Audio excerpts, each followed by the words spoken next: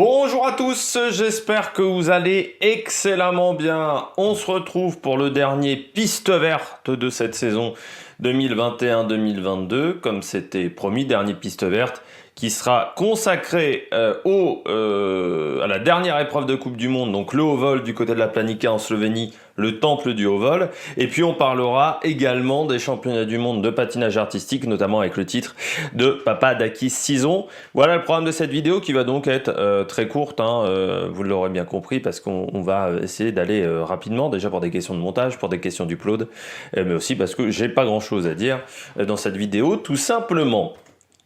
On va commencer par le saut à ski et puis pour le watch time, on finira par le meilleur avec Papadakis Cizron. Donc on était... alors déjà, n'hésitez pas à vous abonner à la chaîne, à réagir dans les commentaires, à mettre un pouce bleu, à partager la vidéo, notamment sur les réseaux sociaux si vous pensez que ça peut intéresser votre entourage. Dans les commentaires, n'hésitez pas à me dire ce que vous avez pensé de Papadakis et Cizron. Donc on commence tout de suite par le saut à ski. Du côté des sauts à ski, donc c'était la dernière épreuve de la saison du côté de la Planica qui est le temple du haut vol. Alors si vous n'avez jamais vu du haut vol, je vous invite à en regarder. Le saut à ski en haut vol, c'est exceptionnel à voir. Ils prennent des gros risques, parce que je peux vous dire que quand vous tombez, vous vous faites très très mal. Mais il y a une sorte je trouve que le geste est magnifique. Le geste du haut vol, c'est vraiment...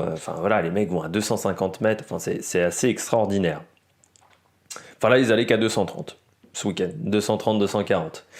On avait donc deux épreuves individuelles, une épreuve par équipe. Dans la première épreuve individuelle, les Slovènes ont fait un quadruplé avec Gelar Ziga devant Peter Prevec, Andrzej Lanisek et Timizac. Et encore, ils auraient pu faire un quintuplé, mais Domen Prevec s'est un peu raté sur son deuxième saut.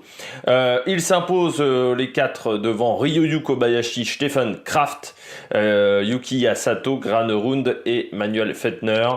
Petite déception pour Karl Geiger, qui ne finit que 12e de cette épreuve. Pareil pour Lidvik, 13e.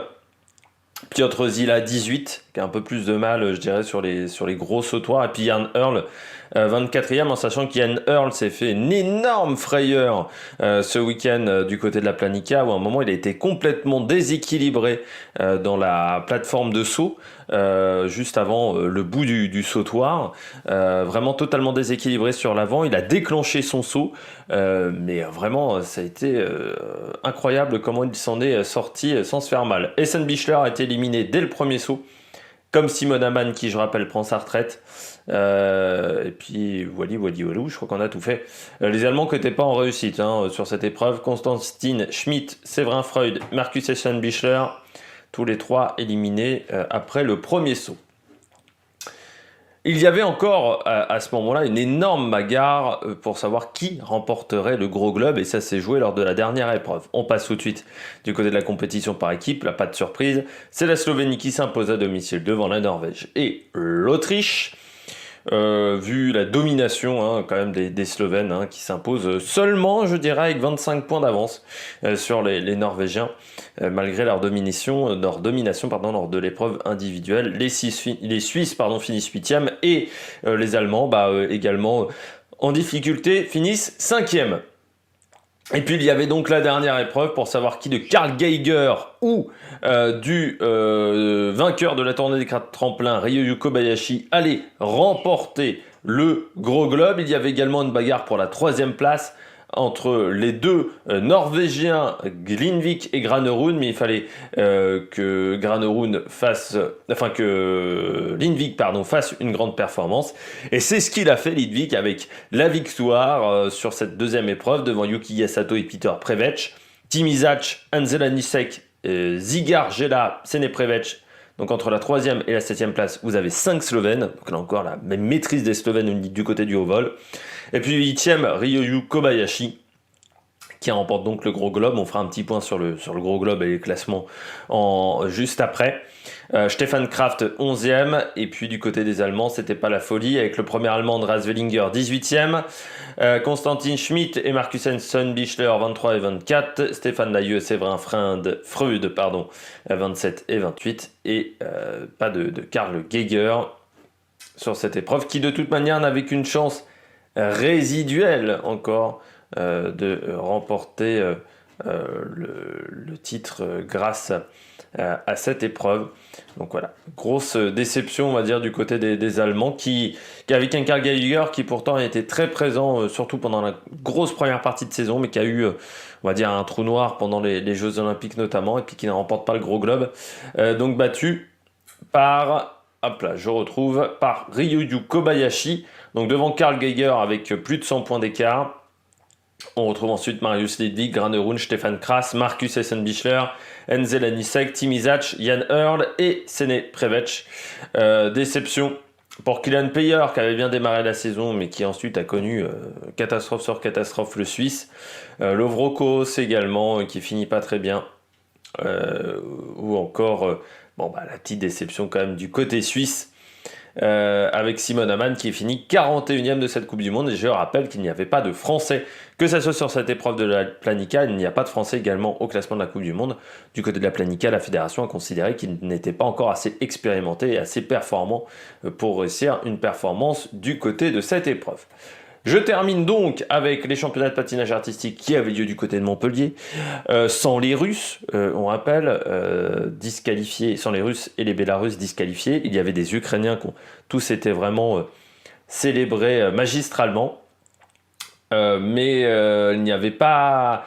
À part du côté de la danse sur glace, je dirais, et du côté du couple, mais chez les garçons et chez les filles, mais surtout chez les garçons, on n'avait pas toutes les têtes d'affiche. Donc le titre pour Shoma Uno, devant Yuma Kagiyama et Vincent Zhou, l'américain. Le géorgien Morizi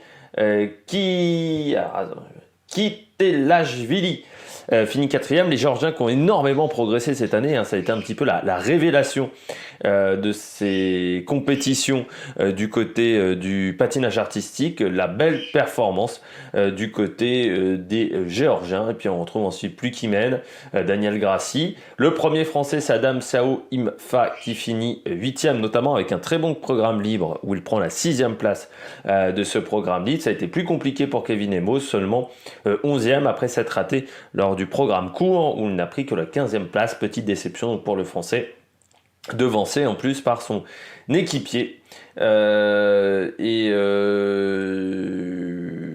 surtout que Kevin Emos avait fait des beaux Jeux Olympiques, hein, où il avait fini je crois 3e européen, je crois me rappeler.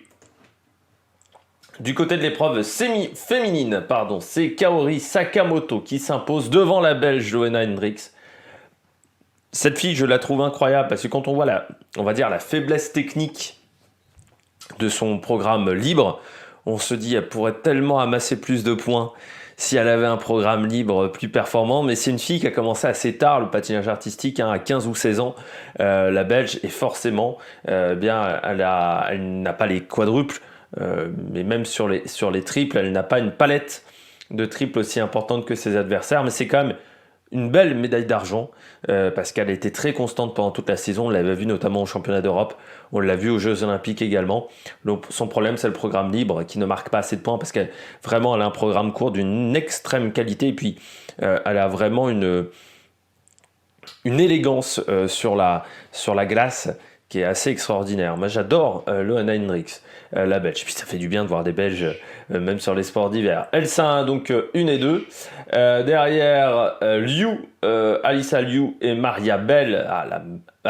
Maria Bell, parce qu'il faut le dire comme Maria Carré, qui finit à 4e. C'est dommage, sur son programme libre, quelques erreurs du côté de Maria Bell, parce que je pense qu'elle pouvait conserver la 3e place qu'elle avait acquis après le programme court. Gubanova, la géorgienne, finit 6e.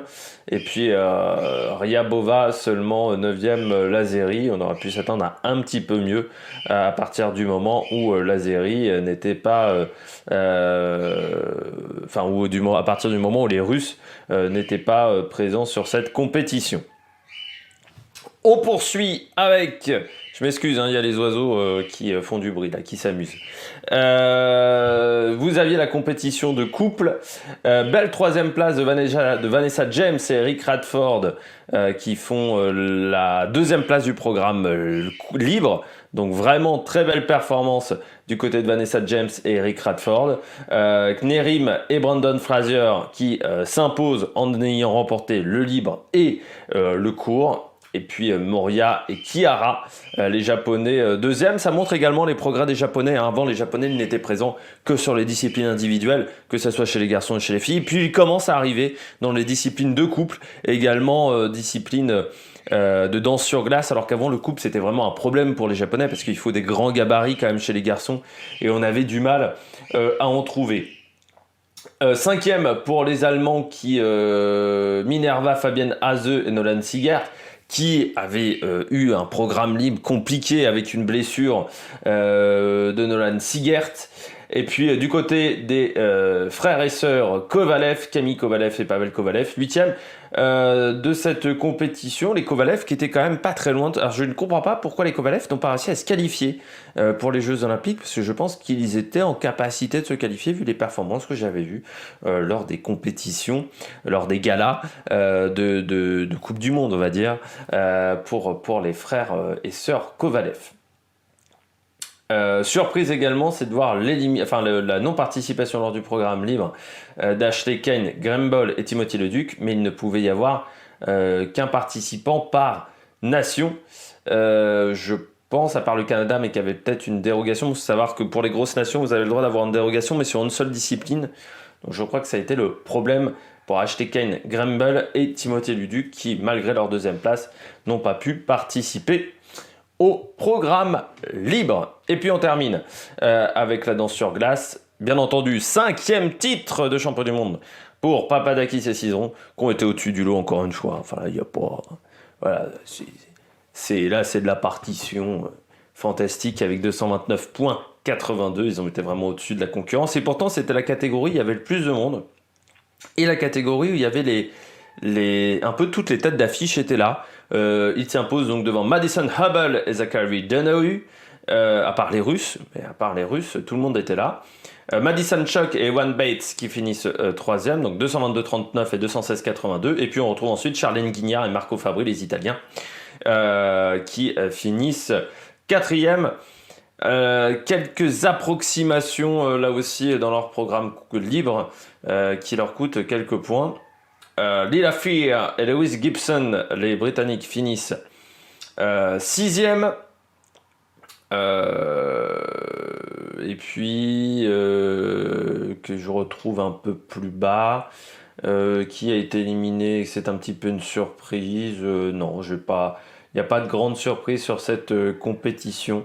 Où voilà, on a à peu près la même hiérarchie qu'on avait aux Jeux Olympiques, donc avec le titre de Papadakis Cizeron, c'est quand même une sacrée performance parce que réussir à se remobiliser après être champion olympique un mois après, parce qu'il y avait quand même une distance très longue entre les Jeux Olympiques et les championnats du monde, même si c'est à domicile à Montpellier, avec la pression quand même. On leur disait tous, voilà, le record, les 5 titres de champion du monde, plus le titre olympique, enfin voilà, ça peut être exceptionnel en termes de palmarès. C'est vraiment le plus gros palmarès de l'histoire de la danse sur glace, avec Papadakis et Cizeron. Enfin, les mecs ce couple-là a tout dominé. Et bon, voilà, même s'ils prennent leur retraite là demain, c'est un palmarès incroyable et exceptionnel, avec une simplicité en plus, j'ai l'impression, quand tu les entends en interview, qui est assez forte. Et en plus en ayant quand même apporté des points d'un peu d'évolution dans leur sport, notamment avec leur programme course cette année. C'est une sacrée performance. Et bien voilà, c'est la fin de ce dernier Piste Verte. Donc on se retrouve l'année prochaine, la saison prochaine. Je pense qu'on se retrouvera un peu plus tôt du côté de Piste Verte, et puis on essaiera d'être un peu plus régulier. Si j'ai la fibre, je les ferai en direct. Si j'ai pas la fibre, je les ferai pas en direct. Inch'Allah la fibre, pour revenir sur ces différentes compétitions. N'hésitez pas à vous abonner à la chaîne, à réagir dans les commentaires, à mettre un pouce bleu, à partager la vidéo sur les réseaux sociaux, à mettre la petite cloche, comme ça vous serez au courant des dernières vidéos qui sortent sur la chaîne, et notamment les vidéos sur d'autres disciplines, comme je vous invite à voir les autres disciplines, parce que c'est également intéressant le sport. Il n'y a pas que... Moi je trouve ça un peu triste, les gens qui ne regardent qu'un seul sport. Voilà. Je trouve que c'est bien d'avoir un peu une ouverture d'esprit sur différentes disciplines. Et bah, pour de prochaines aventures sur l'Amérique. Production. Allez, ciao ciao.